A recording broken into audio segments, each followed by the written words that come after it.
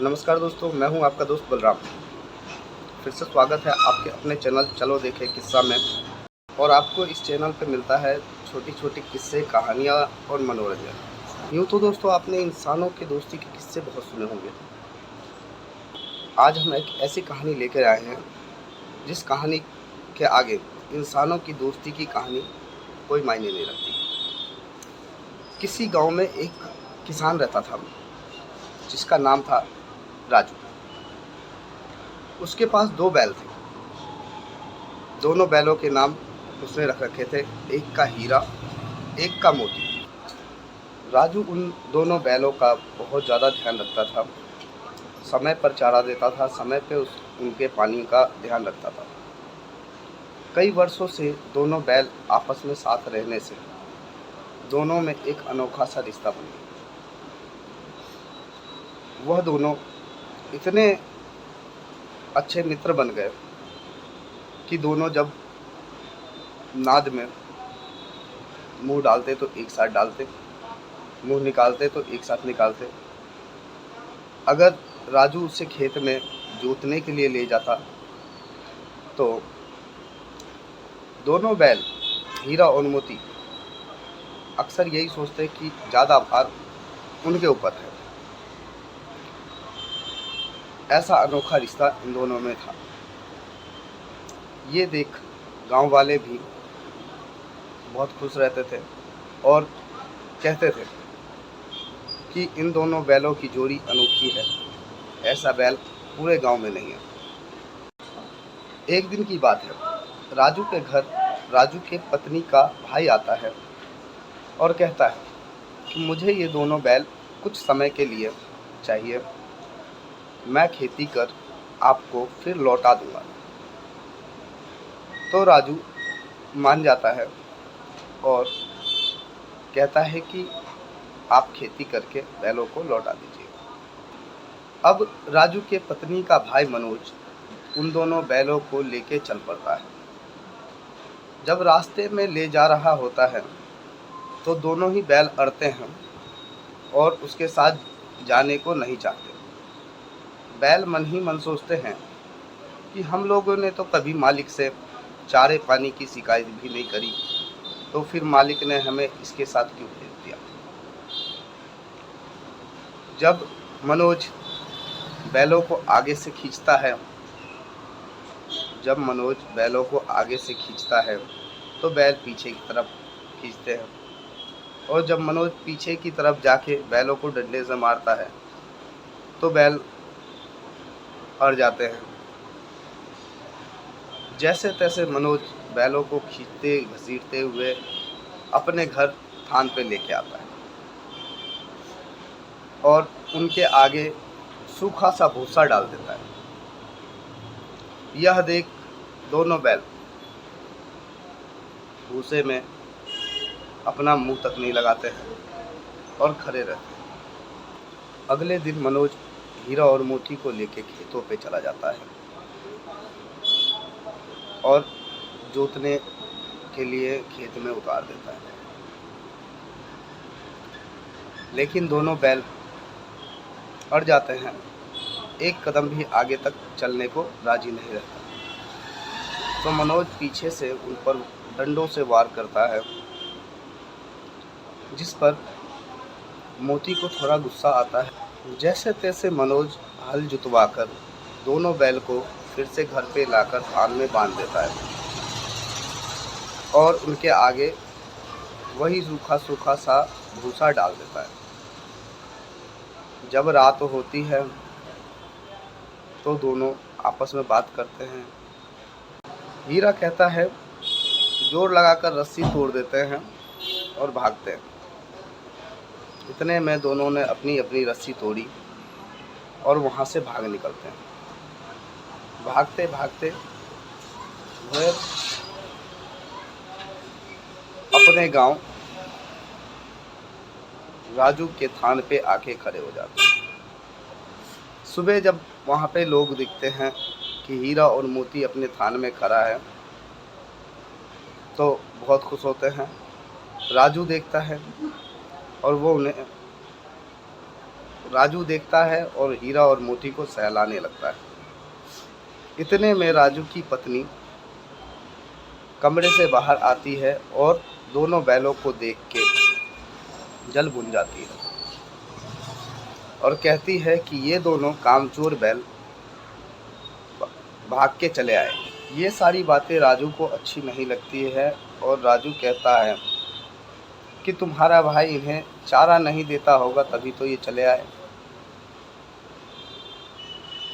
फिर कुछ घंटों में राजू की पत्नी का भाई वापस आता है और उन दोनों बैलों को दोबारा लेके अपने साथ चला जाता है। इस बार वह उन्हें मोटी मोटी रस्सियों से बांध देता है जो कि वो तोड़ ना पाए।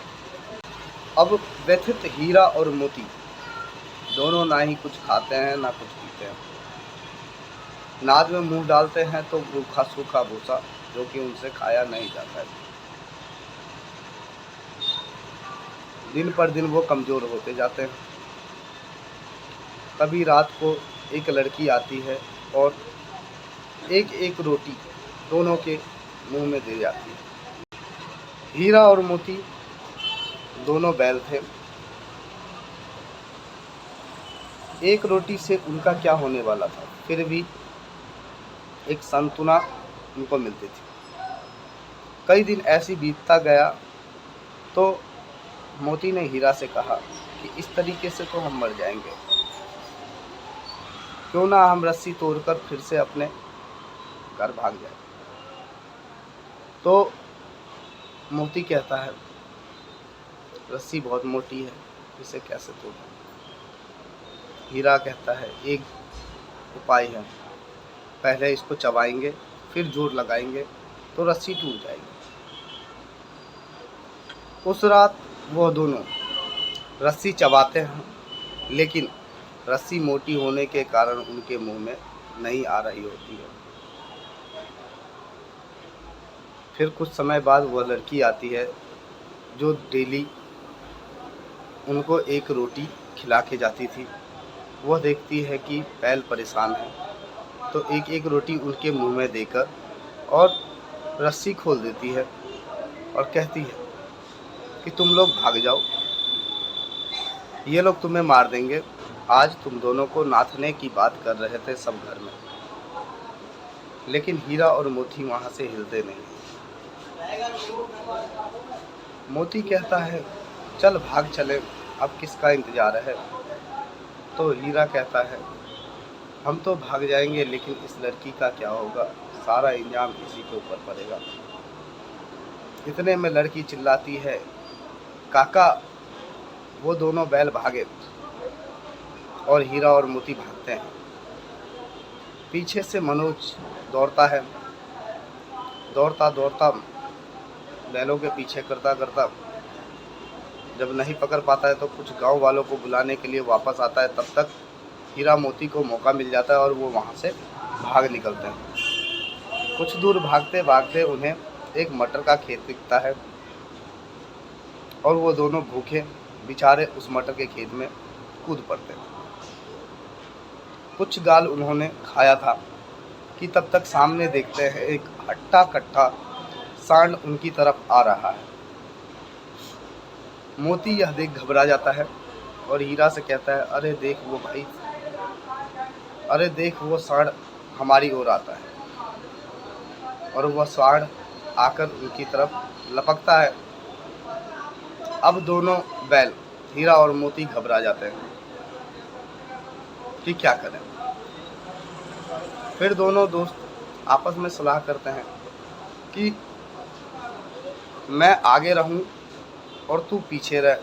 वो मेरे ऊपर प्रहार करेगा तो तू पीछे से प्रहार करियो, वो तेरे ऊपर प्रहार करेगा तो मैं पीछे से प्रहार करूँगा। ऐसे ही कुछ समय बैलों और सांड में लड़ाई होने पर सांड हार गया और वहाँ से भाग निकला। फिर हीरा और मोती सामने मटर के खेत थे, उसमें चरने लगे। इतने में वहाँ के कुछ लोगों ने दोनों को घेर लिया मोती खेत से बाहर था तो वो तो भाग निकला, लेकिन हीरा को लोगों ने पकड़ लिया। मोती ने जब देखा कि हीरा को पकड़ लिया गया है तो मोती भी वहां वापस आ गया। अब लोगों ने हीरा और मोती दोनों को पकड़ के एक मवेशी खाने में ले जाके बंद कर दिया, जहाँ बहुत सारे मवेशी पहले से ही बंद थे, जैसे कि घोड़े, बकरी, गाय, भैंस, गधे। इस मवेशी खाने में ना चारे का कोई इंतजाम था, ना पानी का। जितने भी मवेशी वहाँ पे पड़े थे सब मुर्दों की भांति इधर उधर लेटे हुए थे। यह देख हीरा और मोती और घबरा गए और उन दोनों ने आपस में बात किया कि इससे बढ़िया तो हम मनोज के वहाँ ही थे, कम से कम रूखा सूखा भूसा तो देता था वो। मोती इस पे कहता है चलो कोई नहीं, जो होता है अच्छे के लिए होता है। जब रात होती है तब मोती क्या करता है, वह साथ वाली कच्ची दीवार पे अपनी सींग मारता है और वहाँ की कुछ मिट्टी गिरा देता है।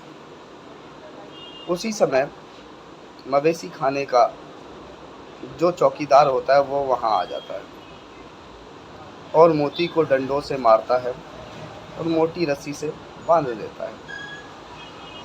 इस पर हीरा उसे कहता है कि क्या ज़रूरत थी इस चीज़ की, जो इतने डंडे खाए और मोटी रस्सी से बंधा गया। तो मोती कहता है जितना दम था उतना कोशिश तो किया, यहाँ पड़े पड़े तो मर ही जाएंगे। अगर दीवार गिर जाती तो हम सब आज़ाद हो जाते। तो इस पर हीरा कहता है ये तो तुम सही कह रहे हो, तो मैं भी कुछ कोशिश करता हूँ। फिर हीरा अपनी सींगों से उस आधे गिरे हुए दीवार पे चोट करने लग जाता है। चोट करते करते कुछ समय बाद वह आधी दीवार को गिरा देता है। जैसे ही आधी दीवार गिरती है तो वहाँ पे पड़े हुए मवेशी जैसे कि घोड़े, बकरी सबसे पहले उठकर भागते हैं। गाय भागती है, उनके पीछे पीछे भैंसें भी भाग जाती है, लेकिन वहाँ जो गधे पड़े थे वे नहीं भागते। हीरा उससे कहता है अरे तुम्हें नहीं जाना है क्या? तो गधा कहता है अगर वो लोग पकड़ लेंगे तो हमारा क्या होगा, हमें डर लगता है, हम तो नहीं जाएंगे। फिर मोती कहता है हीरा तुम भी भाग जाओ, मैं अगर जिंदा रहा तो फिर कहीं मिलेंगे। तो हीरा कहता है आज तुम मुसीबत में हो तो मैं तुम्हें छोड़कर कैसे भाग जाऊं। हम एक साथ रहे हैं, चाहे सुख हो या दुख हो, और एक ही साथ रहेंगे।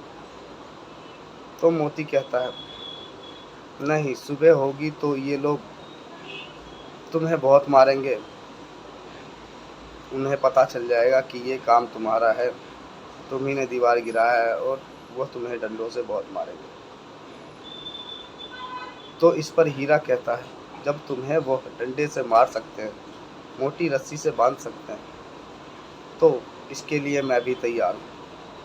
इतना कहकर हीरा उन गधों के पिछवाड़े में सिंग घुसाकर धक्का देकर भगा देते हैं। जैसी सुबह होती है और चौकीदार वगैरह वहाँ पे देखते हैं कि दीवार गिरी हुई है तो वो समझ जाते हैं और हीरा को डंडों से खूब मारते हैं और मोटी रस्सी से बांध देते हैं। अब हीरा और मोती दोनों यहाँ एक मोटे मोटे रस्सी से बंधे थे। अगले दिन एक नीलामी स्टार्ट होती है जहाँ इन दोनों बैलों को ले जाया जाता है, लेकिन वहाँ पे लोग इन दोनों कमज़ोर बैलों को देख कोई बोली नहीं लगाता है।